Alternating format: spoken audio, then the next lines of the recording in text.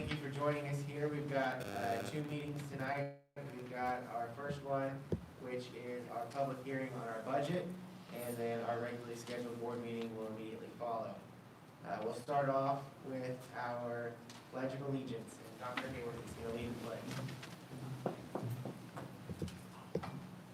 I pledge allegiance to the flag of the United States of America and to the republic for which it stands, one nation, under God, indivisible, with liberty and justice for all. And please join me for a moment of silence.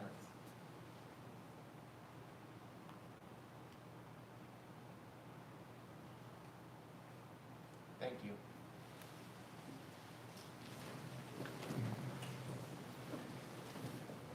Now that we're all seated and appropriately distanced, if you feel comfortable, you may take your mask off. We just ask that if you come up to the microphone, you put it back on the way to and from the microphone. Dr. Goller, can I get a roll call, please? Mrs. Wise? Here. Mr. Burks? Present. Mr. Irwin? Present. Mr. Lockhart? Here. Ms. Lauer? Present. Dr. Powers? Here. Ms. Scott? Here. Thank you. Now I will entertain a motion to open the public hearing on our budget. So moved. Second. Mr. Burks made the motion to approve. Mrs. Wise seconded that. Can I get a roll call, please? Mrs. Wise? Aye. Mr. Burks? Aye. Mr. Irwin? Aye. Mr. Lockhart? Aye. Ms. Lauer? Aye. Dr. Powers? Aye. Ms. Scott? Aye. Ms. Wilson, it's up to you. President Irwin, Superintendent Hayworth, and members of the Board of School Trustees. Before we move into the public comment portion of this evening's meeting, I'd like to take a few minutes to review the budget books we've provided tonight. Budget books are also available for audience members if they'd like to take a copy, and there's some on the table. The 2021 budget book is organized in 3 sections. Section 1 contains the budget forms as required by the Department of Local Government Finance. Section 2 is the Capital Projects Fund Plan, and Section 3 is the Bus Replacement Fund Plan. The first 2 documents within Section 1 are Form 3, the notice to taxpayers of tonight's public hearing, which you gave us permission to advertise on Gateway at your last meeting on September 14, and Form 4, the resolution for appropriations and tax rates that we will bring forward on October 19th for adoption. As shown on Form 4, we will ask for you to adopt budgets for all 5 funds included in this book, with levy approval requested on 3 funds, the referendum, debt service, and operations funds. Following those 2 forms, you will see the required budget forms grouped by fund for the education, operations, debt service, rainy day, and referendum funds. Each fund section includes the current year financial worksheet, the document that shows pertinent 2020 collection and expenditure data, Form 1 that lists the appropriation classifications or the proposed budget for 2021, Form 2 our estimate of miscellaneous revenues from sources of revenue other than the tax levy, and finally Form 4B, the budget estimate showing the calculation of budget, levy, and estimated tax rates of each fund. Within the documents for debt service, you will also see the debt service worksheet, which lists all debt by type and supports the budget figure for 2021. Please note that the line on the debt service worksheet that is titled Anticipated Debt Service is the payment for the new 2020 general obligation bond that was recently approved, and that the bonds from the GEO bonds from 2018 and 2019 will both be retired in 2021.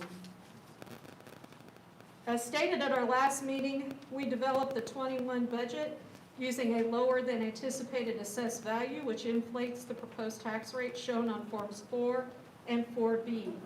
Also keep in mind that the budgets and levies will be adjusted downward by the DLGF during the budget review process as they update our estimated figures and apply any statutory tax rate or levy limitations. Section 2 is the Capital Projects Fund Plan and is a 3-year look at projected capital expenditures. The first year of the plan drives the capital expenditures budgeted within the operations fund. The CPF plan includes a page for all schools and facilities operated by the corporation, with the majority of expenditures reflected under the Administration and General Services building pages. Please note that expenditures listed under each of these facilities are not indicative of projects or equipment we plan to spend specifically for those buildings, but rather are for corporation-wide needs under the direction of the departments housed at those administrative sites.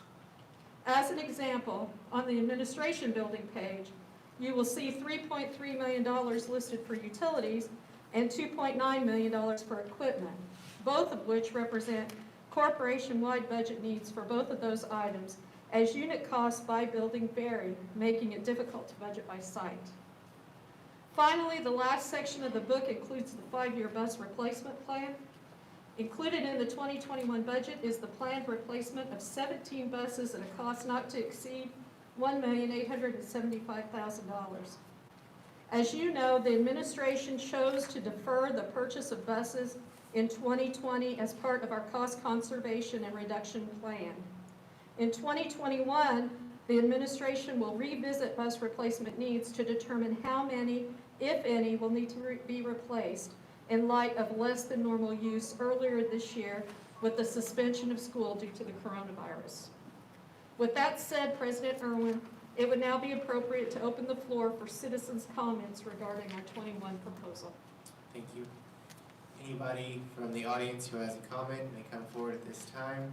You'd be limited to the same 5 minutes that you are during a regular board meeting, except this would only be on the budget. Seeing none, are there any comments from the board? I'd just like to thank you for the budget book. I received mine on Friday at the Finance Committee meeting, and it's very well put together, and I commend you on your time and effort and your team for putting that together. Seeing no other comments, I would now entertain a motion to adjourn the budget meeting and at the same time open our regularly scheduled board meeting. So moved. Second. Mrs. Wise made the motion to approve and Mr. Burks seconded that. Can I get a roll call, please? Mrs. Wise, Aye. Mr. Burks, Aye. Mr. Irwin, Aye. Mr. Lockhart, Aye. Ms. Lauer, Aye. Dr. Powers, Aye. Ms. Scott. Aye. Thank you, Dr. Goller. Our vision is working together with our community. We inspire our students to discover their talents and rise to their greatest potential. Our mission is building on the strengths of our diverse community. We create an engaging, comprehensive educational environment that supports the growth of lifelong learners. Our values are: we are committed to always asking and answering what is in the best interest of each student. Leading by example, we are committed to personal accountability in work habits, honesty, and respect. We are committed to a safe, secure, and welcoming environment. We are committed to practices of inclusive excellence that value differences. We are committed to respecting the voice of all district stakeholders through collaborative engagement. And we are committed to developing students who improve the quality of life for the Wabash Valley. Now is the time for our first call for citizen comments. This is on agenda items only. We ask that you would state which agenda item you are going to talk about, and we ask that you do not speak to specific personnel issues.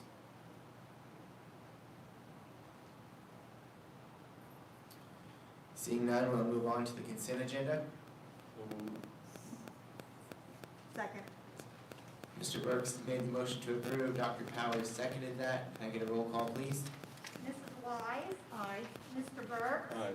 Mr. Irwin, Aye. Mr. Lockhart, Aye. Ms. Lauer, Aye. Dr. Powers, Aye. Ms. Scott. Aye. We now have the accounts payable docket from the Finance Committee. The Finance Committee met on Friday morning, and I believe we had all our questions sufficiently answered. I move to accept. Second. Mrs. Lauer made the motion to accept the accounts payable docket. Dr. Powers seconded that. Can I get a roll call, please, Dr. Goller? Mrs. Wise, Aye. Mr. Burks, Aye. Mr. Irwin, Aye. Mr. Lockhart, Aye. Ms. Lauer, Aye. Dr. Powers, Aye. Ms. Scott. Aye. Thank you. Dr. Hayworth with donations. Yes, the administration recommends the acceptance of a donation from the Vigo County Education Foundation and the Fleshner Family Foundation in the amount of $62,000 for the purchase of Chromebooks. I think we want to thank everybody that makes donations this time. It's much appreciated. I'd entertain a motion to accept the donation. So moved. Second. Mrs. Wise made the motion to approve. Mr. Burks seconded that. Can I get a roll call, please? Mrs. Wise, Aye. Mr. Burks, Aye. Mr. Irwin, Aye.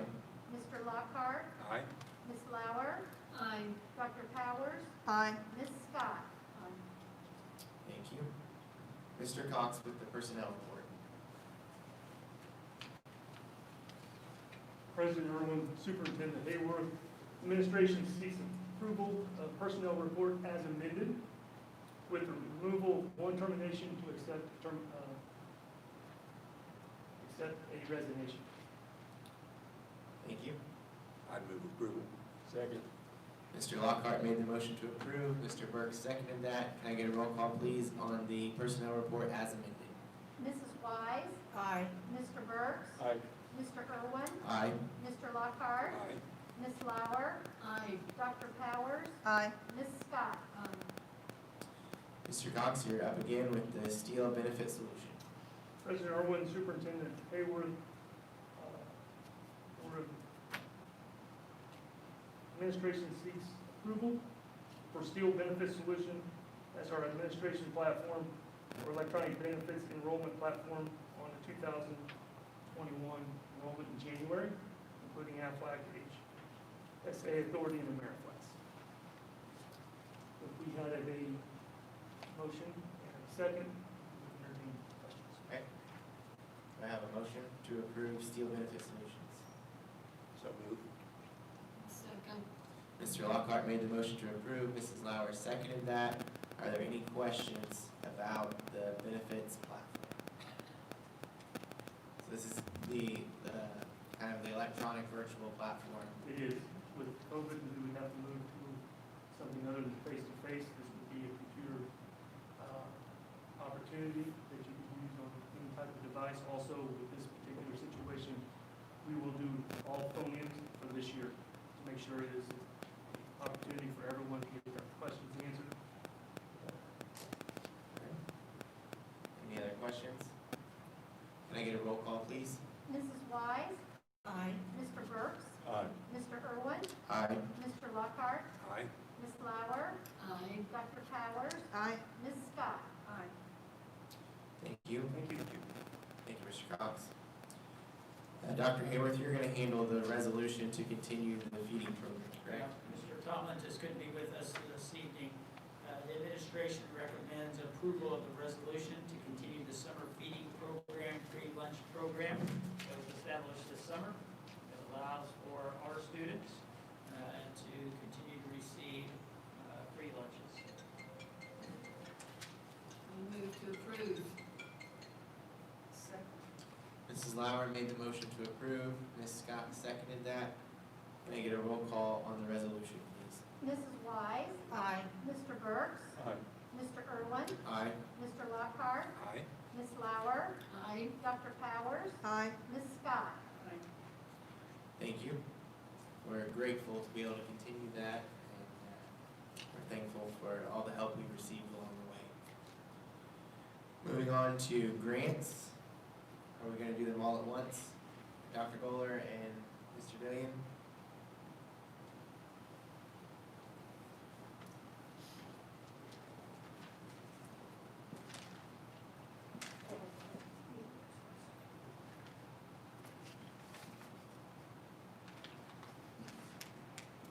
Superintendent Hayworth, President Irwin, Board of School Trustees. The purpose of this first grant is to enhance remote instruction for CT students in lab-based classes and to provide COVID assistance for special circumstances in CT class, career and technical education classes. probably one of the most exciting things in this grant that we are receiving are 17 sets of remote video systems that will let our teachers shoot many videos to put on canvas, like out by our Haas CNC machines that will be designed to light up the inside of machines or inside welding booths and things. They'll have LED lights. They'll also have green screens so they can put themselves virtually in manufacturing facilities and talk about the larger machines. It'll also cover fit testing for our EMT and second-year health career students, and formal N95 masks when they're required by the medical field when our kids do the special clinicals. And we're very excited about it because it will help. Thank you. For the next three grants of President Irwin, Superintendent Hayworth, members of the board, the next grant is a digital learning capacity building grant. It's a $100,000 grant, and what it enables us to do, our teachers are working with a Career Ladders grant, and you may remember that grant. We have a teacher in every building. It's a train-the-trainer model where the teacher works with the principal, works in teacher teams to roll out professional development. And so we're building on that model with a digital learning grant and providing more training for the teacher leaders. This training would be, they call it micro-credentialing. It's a term I was not familiar with, but in professional development, they allow teachers to go through a series of steps, and then they earn a type of a credit, and it's a credential that they have then to put on their resume, but more importantly, it's a learning milestone that they achieve. So we're really excited about that. And the digital learning grant will allow us to have training in more of the innovative kinds of strategies that teachers will use in the classroom. So we're to engage kids. So we're really excited about the digital learning grant. The second grant we bring to you from the curriculum side is a formative assessment grant. This is a grant that is a per pupil funding grant, and it allows us to move ahead with our school improvement plans. It gives us a per pupil amount for us to buy a formative assessment product. And these are grants that the state has approved. So you pretty much pick from a menu, and we have picked the ClearSight product. It's just a different name for Airways, but it's the same product that the state uses for iLearn. So our teachers like that because they're working with kids in the formative mode of assessing kids, and then when they go to take that final iLearn, they've had practice with those questions. So we feel good about that product. And then the last one is the High Ability Grant. This is one that helps us meet the needs of our identified gifted and talented students. The primary costs in this grant are for the grade 1 tests, buying those tests and then grading those, as well as AP prep materials for our high school students, and then curriculum development and training. We encourage our high school teachers with AP to attend as many conferences as they would like because the advanced placement tests are changing, and we really want to give them an opportunity to stay up to date. So we would bring you those three grants this evening. Thank you, Dr. Kohler. I entertain a motion to accept the grants. Second. Mr. Burks made the motion to approve. Dr. Powers seconded that. I'm going to say that again because Dr. Kohler just got sat down. I have one question, just out of curiosity. Does the formative assessment allow you to do those virtually?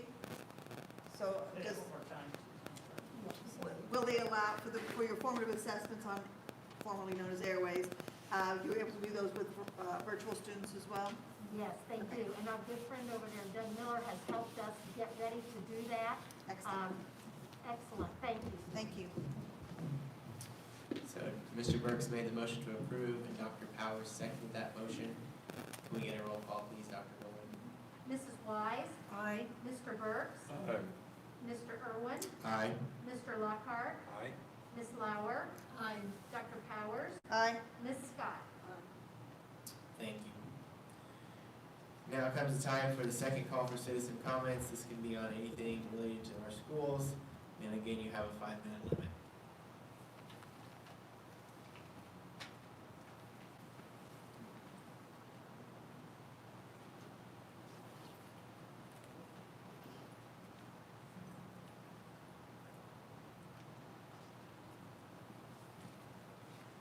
Hi, my name is Wendy Personette, and I would like to address the board as a parent of a student at Terre Haute North Vigo High School. This is Leela Porter. We are concerned about the use of politicized gear with faculty and staff at specifically North, but throughout the corporation. The football team specifically has been flying the Blue Lives Matter flag when they come out for both home and away games. And teachers and staff seem to be able to wear Blue Lives Matter masks and apparel. And it makes some students uncomfortable. I want to also state that we are definitely not anti-police. We support our police 100%. But we also don't want to make students feel uncomfortable that offends. Leela has some, just a couple of quotes from students on how that symbolism makes them feel, having it at school. I have 2 quotes today I wanted to read from students that go to North. The first one is, hold on, sorry. It says,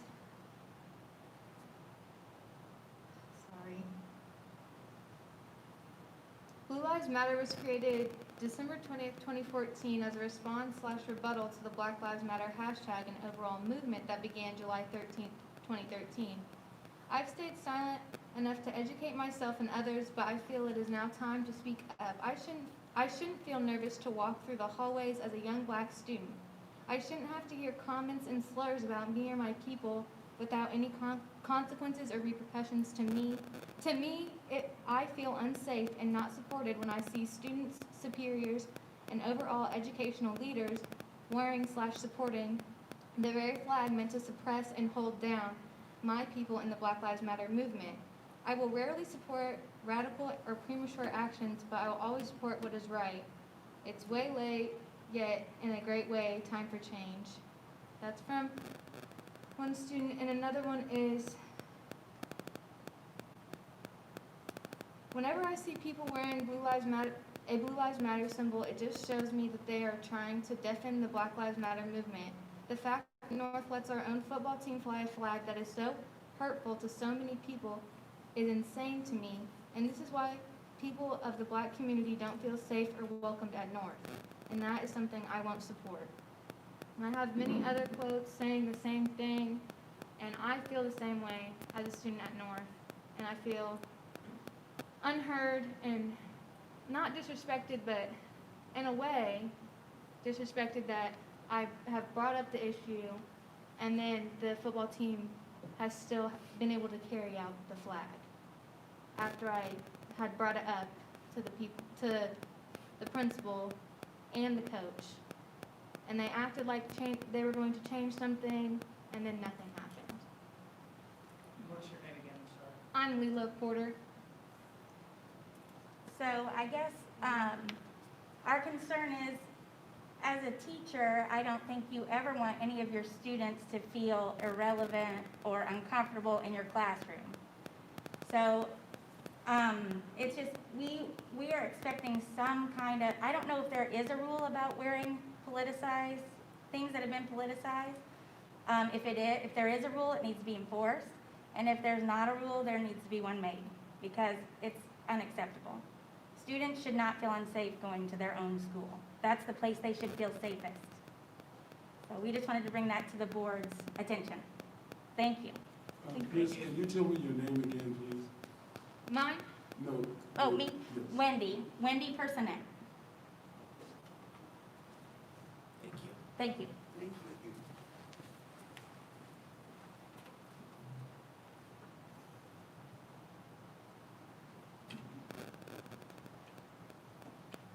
Any others this evening?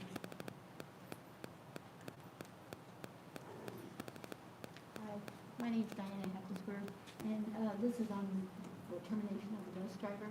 Diane, I can't hear you, dear. Can you- This is on the matter of the termination of the bus driver. There was no termination. There hasn't been? It was amended. Oh, it was, okay, I'm sorry, because we talked to her yesterday. We were under misled. She's just been a great bus driver. I just wanted to- Thank you, sorry. Thank you. Thank you.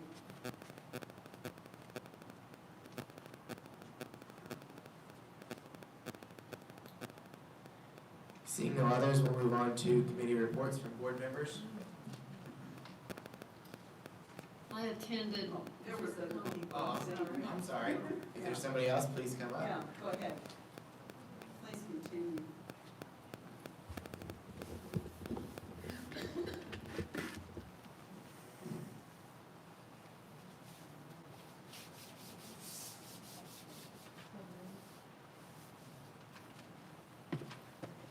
Dr. B does a better job, I got stuff all over. Hello, I'm Ruth Fairbanks. It's been a while, but I was hoping that we would have had some news by now. I kind of know how evaluations work and that people work on them during the summer, and people have had some time. So I'm just curious about if the outside evaluation of the sexual health education program that our schools have been using since 1996 and have never reviewed, I'm wondering if that review has been completed and when we will be able to read it.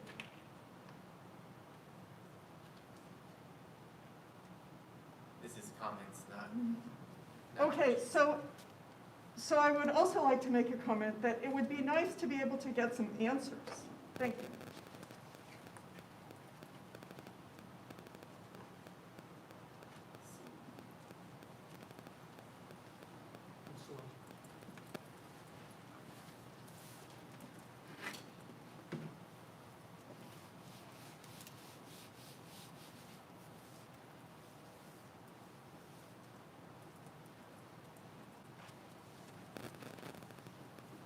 Hello, my name is Claire Craigmile. I've spoken here before regarding the sex ed discussion.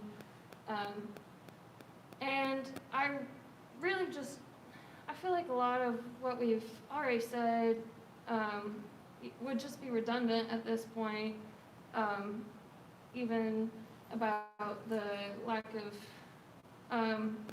just the info we're getting, but also what I really want to hit on is just regarding LGBTQ plus representation in the curriculum. I know a lot of people said that it doesn't really matter, why are we talking about this? And I just want to say that representation matters, and it's easy for people who have always fit status quo to say that inclusion isn't important because it doesn't affect them. But when you've grown your whole life, having your identity doubted, dismissed, disparaged, it does matter. I can't tell you how much it stings every time I hear someone argue that inclusion of LGBTQ plus identities is unimportant or inappropriate. There's a lack of education in our community regarding LGBTQ plus identities, and it shows. People are afraid of what they do not understand, and how will they ever understand if they're not taught? So many of us who grew up here and are LGBTQ plus did not even recognize this about ourselves until after we were grown and researched it ourselves, either because of internalized homophobia or explicit homophobia from our peers. We do not feel safe to comprehend our own identity. We are not informed enough to acknowledge it. And this is still true for LGBTQ plus youth today. They are not represented in our sex ed, and it shows, and we need to do better for them. Thanks. Thank you.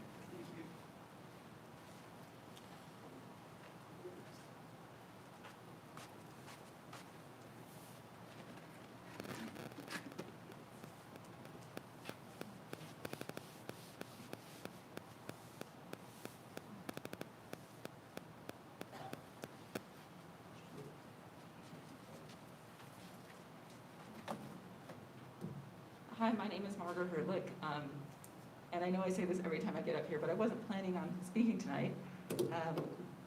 But I thought it was interesting to hear the vision statement at the beginning of this meeting. And I couldn't write fast enough, but what I heard is that the corporation wants what's in the best interest of each student, meaning each individual student, that it wants to provide a welcoming environment for all, and that it values inclusive excellence, which values diversity. And in the context of the sex ed debate, which has been going on for a long time now, I think if we want more than a vision statement, which is just pretty words, we need to actually be putting these things into practice. And as you just heard the young lady before me speaking, these people, these students who feel outside of the mainstream need to be included. They need to feel included. And it's not just for them, it's for the wider community.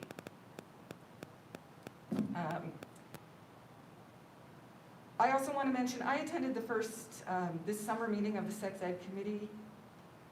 It was actually very nice. It was a small group. There was some real discussion, and I felt very positive after that.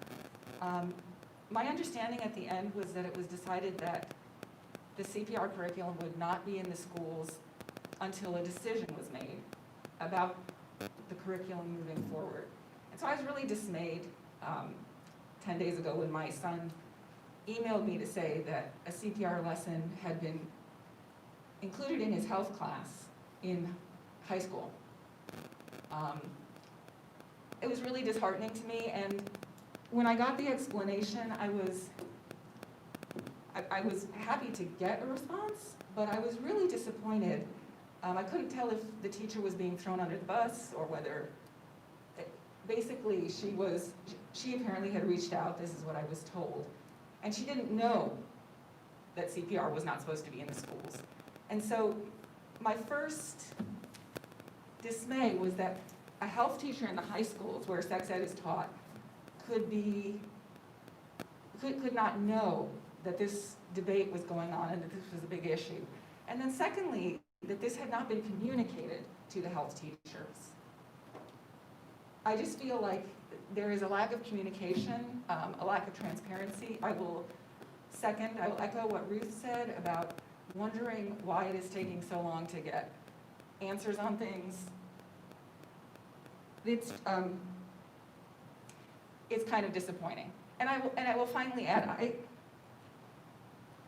I asked my son, well, okay, so now you've done your health, the sex ed part of your health curriculum. Were, for example, LGBTQ issues discussed? And he said, no, not one word.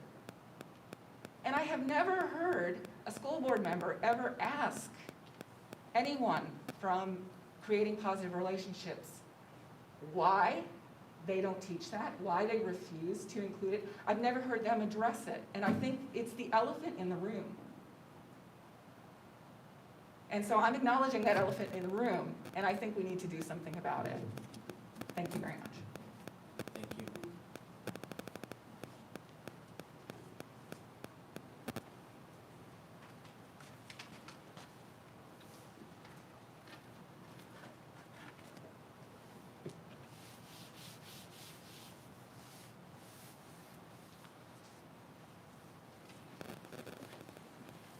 Any others this evening?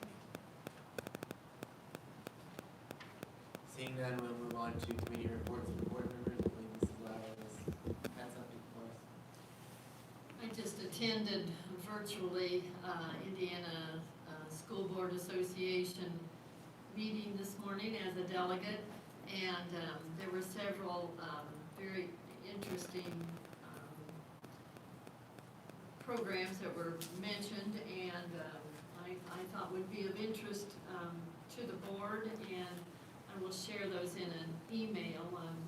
One involved being on the economic development committees, which I think Mr. Lockhart's on the county, and he's on the city, I'm on the county economic development boards, and we are ex officio members of those boards because we do not have voting rights as to any procedures that come up or programs that come up. And when TIF district materials do come into the conversation, it would be good to have a school board member be able to vote. And having a school board member on these committees was mandated by the state. What would you say, Paul? 5 years ago? 7 years ago? I think it's closer to 10, but I'm not Well, sure. maybe so. But several. Yes, it's mandated that we are on these committees, but again, we don't have an actual vote. We can comment, but we don't have a vote. There was another issue was that regarding the I-learning, that the schools would not be graded on the I-learning scores this year, which I think sounds like it makes sense. Another consideration that they're talking about is per diem, not per diem, but school board members earning some kind of pay per meeting, and that's common throughout a lot of the corporations throughout the state, which we do not do here. So anyway, there were some other issues, and I won't take up any more time, but I will put a little report together and email it to the rest of the board. Thank you. Anything else from board members? Dr. Hayward? Yeah, to answer some of the concerns that were brought up here earlier this evening in regards to the review of the sex education curriculum. Is my mic on? Does it not sound like it's on? Our first review came back approximately 3.5 weeks ago. We secured a facilitator probably a week and a half ago, and we did receive the second review, and we hoped for two. This Saturday, that's the timer for myself, I cannot talk any longer, was received this Saturday. We met with the reviewer today. It was a draft copy. The reviewer will provide us with a copy that is not a draft this week, and I think then we would be able to set up our next meeting, hopefully within, not this week, but the following week. That's all. Dr. Hayward? Anything else for the good of the cause this evening? Our next business meeting will be October 19th, right here in the conference center. And I just want to make a note, because I see it on here, it says the 2nd, November 2nd is here, but it's going to be at the administration building because this will be used as a polling center the following day. So on the agenda, it says that November 2nd will be here, it will actually be at the administration building, correct? Correct. We'll see you on October 19th.